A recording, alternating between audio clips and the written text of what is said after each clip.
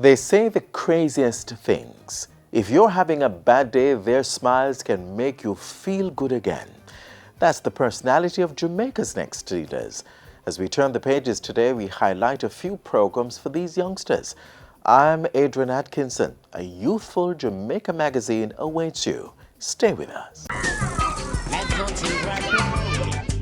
Play is very important to the development of children. It allows them to use their creativity and develop their imagination. Through play, children interact with the world around them. They learn how to work in groups, share, and resolve conflicts. They learn rules and they learn about respecting others and waiting turns and setting their own rules and guidelines for their games. Set limits, but allow your children to play. It will help them develop the confidence and resilience needed to conquer future challenges.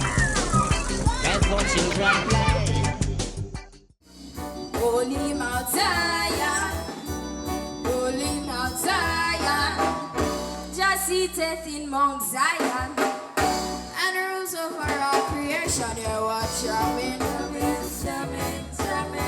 I wanna jam it with you. But jamming, and I hope you like jamming too. Sunset. There are a set of children among us who are special in so many ways.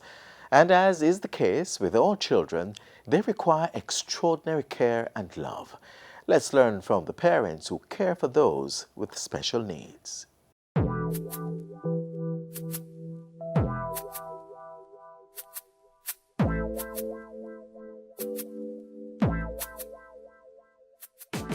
Meet Alex Fraser. He's a 10-year-old student of Dunrobin Primary School in Kingston. He's just like most other boys his age. He loves to play football, hang out with his friends, and play computer games. The only major difference, he cannot walk like most other boys his age. Alex was born with spina bifida, a condition where a baby's neural tube fails to develop normally, causing damage to the spinal cord and bones of the spine. Alex's mother, Tamara Brown, has 3 other children, all of whom have no birth defects. But from Alex's birth, Tamara was determined that he would be given the same opportunities. I want Alex to have a good education. No matter if anything happens to me tomorrow, I want him to have a good education. Can't complain, the children, the teachers, love him a lot. It's fun having Alex around, even though sometimes it's like he's not even there. He's so quiet, he's so obedient, and he gets along well with his peers. Parenting a child with disabilities like Alex's takes extra special loving care. I have to make sure, go to school, eat, because Alex is a very sick child. Alex has high blood pressure. Him has a kidney problem. Them have to take antibiotic every day. Them have to take mineral oil every day. It means Tamara has to be at school with Alex for the entire school day on many occasions, as there are times when he doesn't have an assigned special needs assistant. We're always here for Alex's mom and for Alex. She has been a strong parent though, doesn't complain a lot. But we have been there in support, maybe for lunch or any advice that she would need.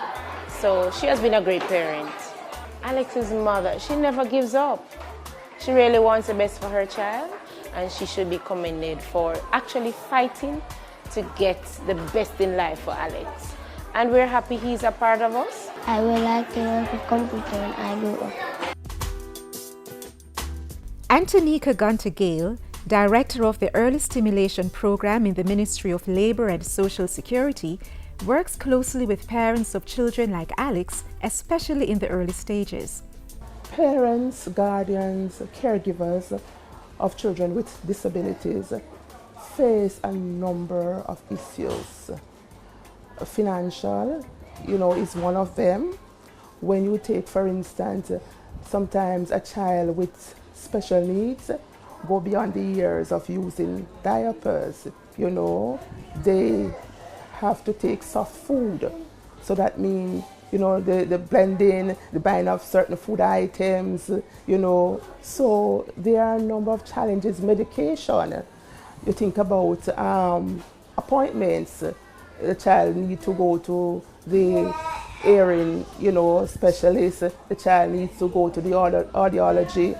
The child needs to go to various appointments, and it does take cash, you know, to care on the part of the parent for persons who don't understand that this is a child with special needs, and the child, you know, act up in the public, screaming, shouting, hyperactive, a child with autism, you know, very antisocial, not getting on like his peers. These things can really cause much stress to the parents of children with disabilities. But you might ask, how can a regular parent afford all these expenses? And are there any existing support programs for parents of children with disabilities? There are a number of support through the Ministry of Labour and Social Security, under which this program falls, the Early Stimulation Program. A mother, guardian, who really cannot find the wherewithal to care, you have support in terms of intervention. You have financial assistance in terms of a rehabilitation grant that is offered through the ministry for parents or guardians of children with special needs. You have the Jamaica Council for persons with disabilities that also offer support and financial assistance for, you know, starting up your own business, advice, and, you know, that sort of a thing. So there are a number of areas. We have the PAT program that assists with adaptive aids, you know, such as hearing aids, walkers, wheelchairs, medication.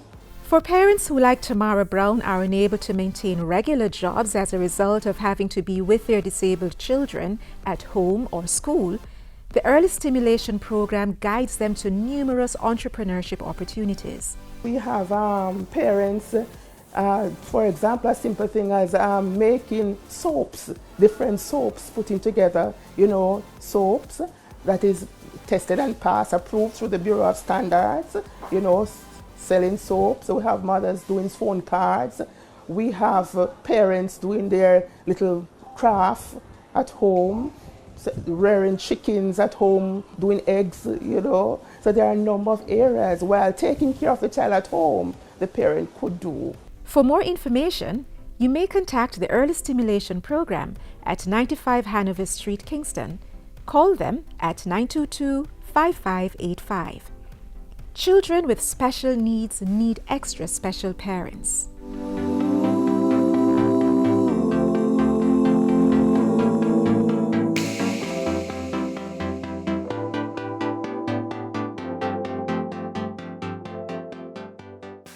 I say be careful what you teach your little children. Make sure I know something to hurt them. Parents, keep your children safe and protected. Stay alert and be aware of where your children are at all times. Submit the latest photo of your child to his or her school. Know what's happening with your child. Listen to them when they say they don't feel comfortable going to a certain place or being around certain persons. Act quickly when your child tells you he or she has been touched inappropriately or approached with unwanted requests. Be the change. Help us protect our children. For more information, call 1-888-776-8328 or 1-876-878-2882.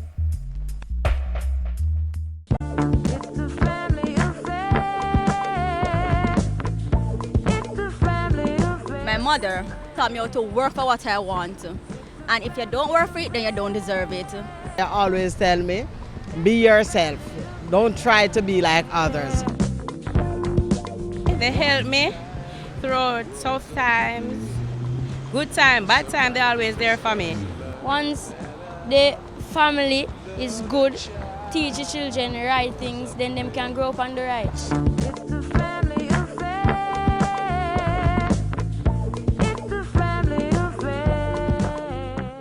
Children spend a lot of hours at school. For this reason and more, places of learning must be accommodating and pleasant environments. The Jamaica Social Investment Fund is doing work within our schools to achieve that goal. The heights by great men reached and kept were not attained by sudden flight. A pillar of Jamaica's development plan, Vision 2030, points to the need for access to quality education. The Jamaica Social Investment Fund, JSIF, continues to make significant contributions to the education sector in Jamaica. They have been effectively mobilizing resources from the CDB Basic Needs Trust Fund, EU Poverty Reduction Program, and the Petro-Caribbean Development Fund with the aim of improving learning environments.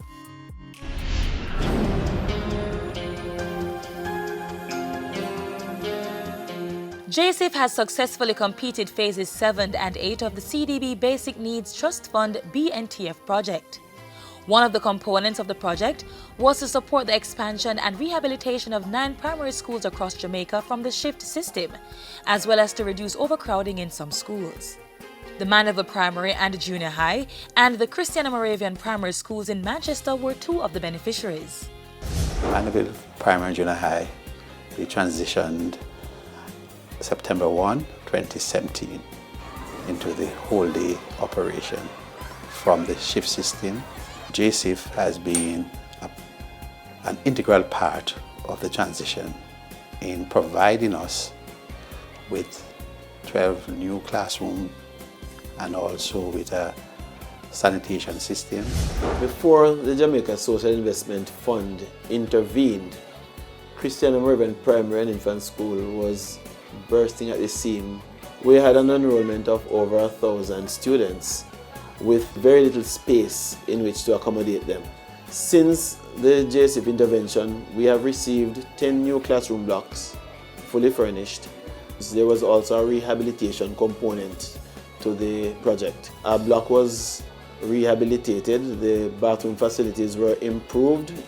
It has boosted the morale of staff, of students, of parents and guardians and other stakeholders. Silver and gold will vanish away, but a good education will never decay. In 2009, the Ministry of Health indicated that 235 primary and junior high schools were using unsafe, unhygienic pit latrines. JSIF, through the Petro-Caribbean Development Fund, embarked on removing these outdated facilities. This initiative has since led to the construction of 51 sanitation blocks in primary and junior high schools with over 20,000 beneficiaries. JSIF has undertaken a huge initiative here. Prior to 2015, we were using pit latrines, and since June of 2015, we can now safely say we are boasting the use of modern toilet facilities. The bathrooms was very messy. It was terrifying when there wasn't any pipes at the pit latrine, because sometimes when we were coming up from using the bathroom, some persons forgot to wash their hands because there wasn't any water. I was glad because it was nearer to the classroom. We have running water. It was more cleaner. It was more comfortable, and the toilets, I have more privacy. Parents would have expressed concern they don't want their children to be coming here to be using pit latrines, but with the new bathroom facilities, we have had an outpour of students coming here. Over 92 students. Prior to we had 65, and the number is growing. Do all the good you can to all the people you can, in all the ways you can, just as long as you can.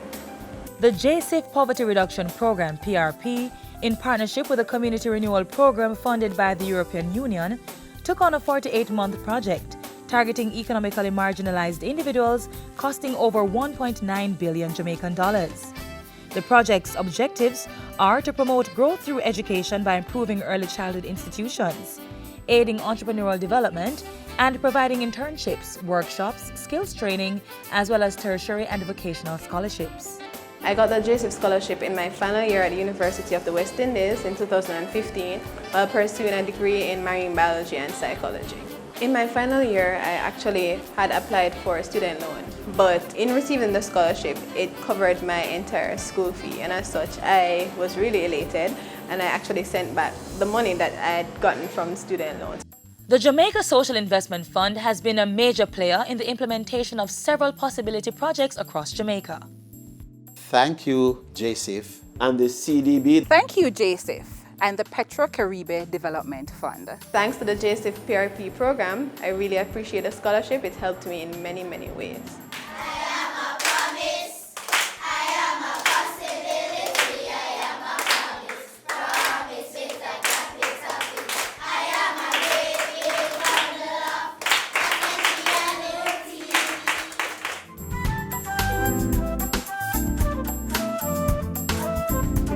JCIF, investing for community development.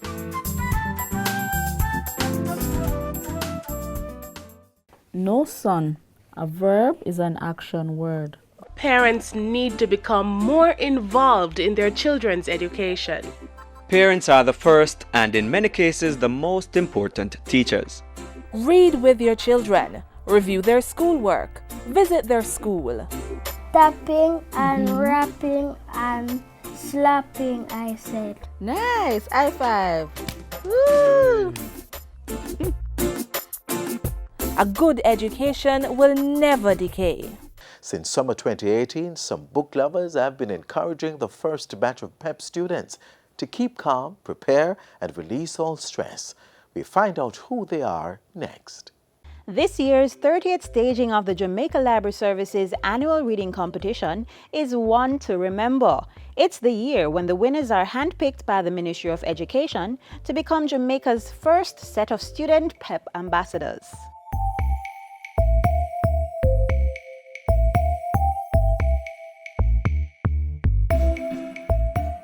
Marsha Malcolm, Kadian Anderson, Eliaja Harris, Shakwana Ojedukan, and Daniel Lyle. These are the 5 reigning champions of the Jamaica Library Service Reading Competition. The National Reading Competition is a reading program that the Jamaica Library Service has been doing for the past 30 years. We have this competition administered island-wide in all our libraries, and it is open to any member of the library from age 6 years and over. And this was one of the main reasons why the ministry has chosen these champions to assist in sharing useful information about PEP in our schools.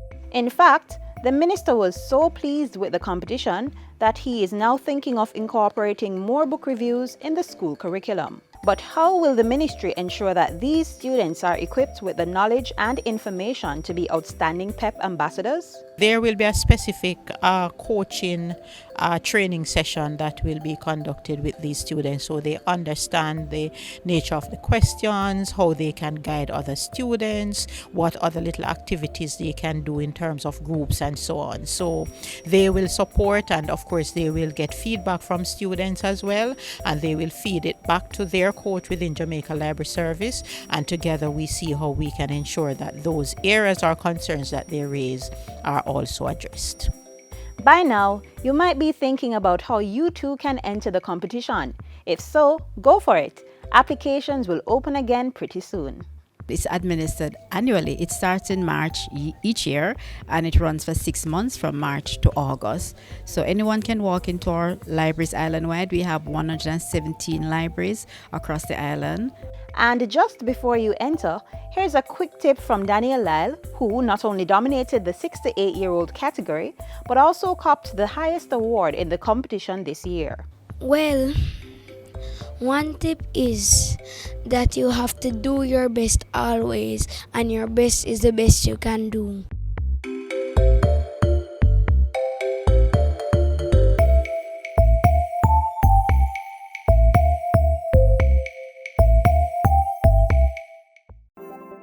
Jamaica Eye is part of an island-wide network of camera surveillance systems designed to increase the safety of you, our citizens. If you have a camera system outside your home or office facing a public space, join us in helping to make Jamaica a safer place for all. Log on to jamaicaeye.gov.jm today. Jamaica Eye, we're all connected. The Ministry of National Security, creating a safer and prosperous Jamaica. If you're a future leader and you feel hopeless because you're at home without a skill or higher education, there is hope, literally. The Housing Opportunity Production and Employment Program is on the hunt for unattached youth. Take a look at what it can offer if you make the connection. I was yearning for success so much that it brought me to the wrong route. I was actually incarcerated because of my actions, and that is where I got into sewing, because I had to do something to make up for the time and to keep myself active. So this program, I heard about it as soon as I was released in May 13. So it was my ray of hope. This is my change. This is my way forward. So I come with all zeal and tenacity to go forward. Cressy Ray is just one of the thousands of Jamaican young people whose lives are being transformed because of their engagement in the Prime Minister's Housing Opportunity, Production and Employment Hope Program.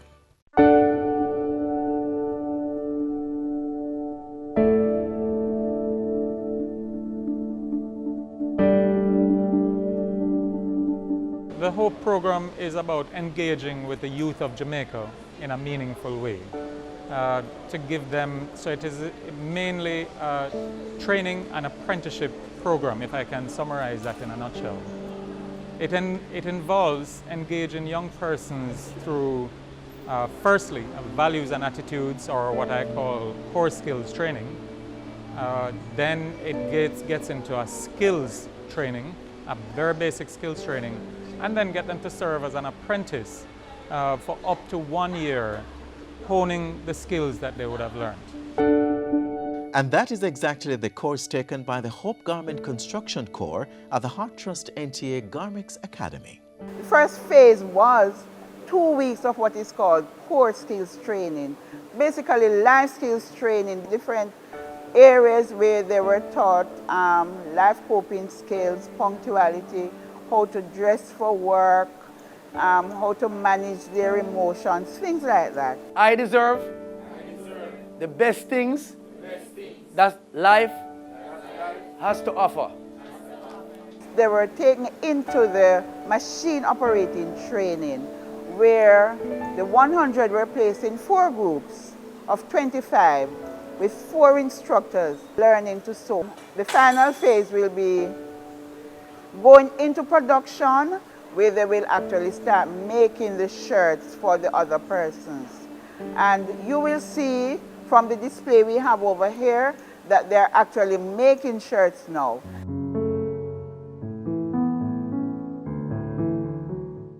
Yes, you heard right. These students are actually making shirts for the over 15,000 participants of the HOPE program.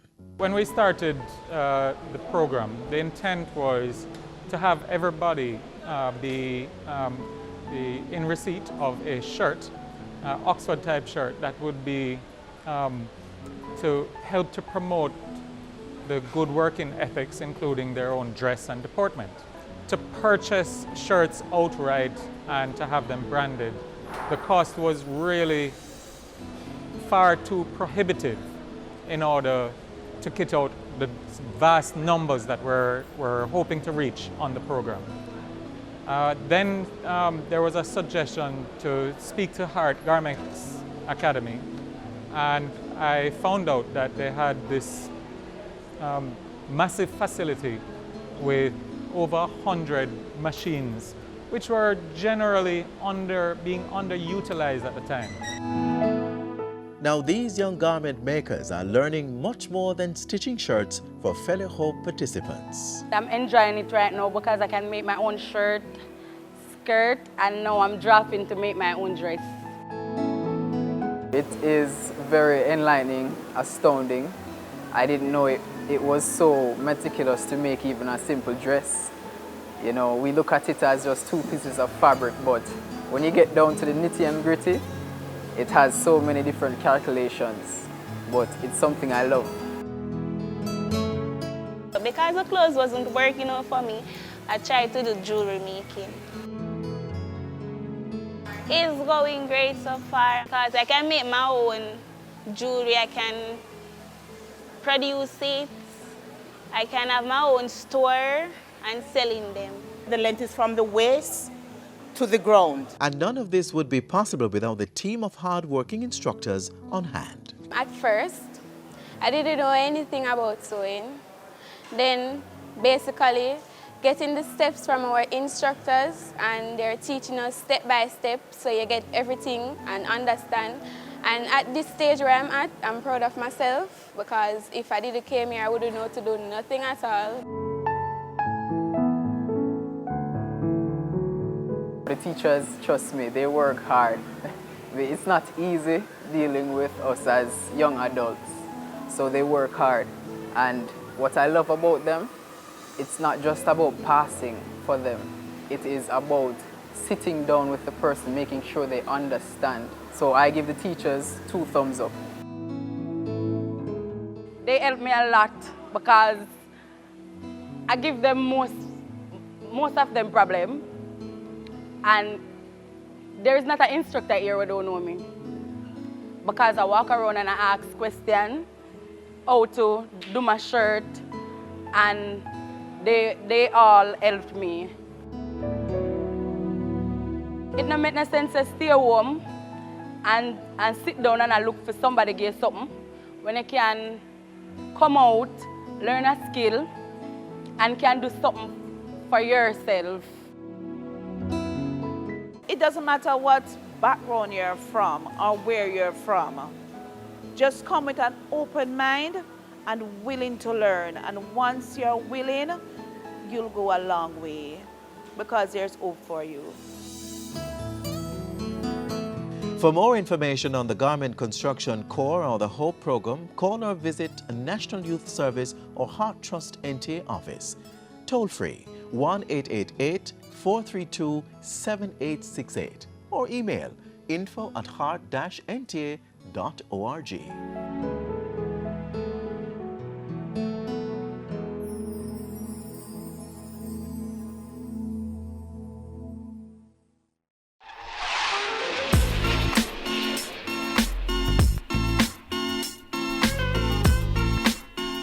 Thanks for hanging with us as we put the spotlight on the country's children and youth. The magazine closes for today, but please visit our social media pages. We're just a click away. You may also download our app to be notified of our new posts. Until next time, I'm Adrian Atkinson. Do take care.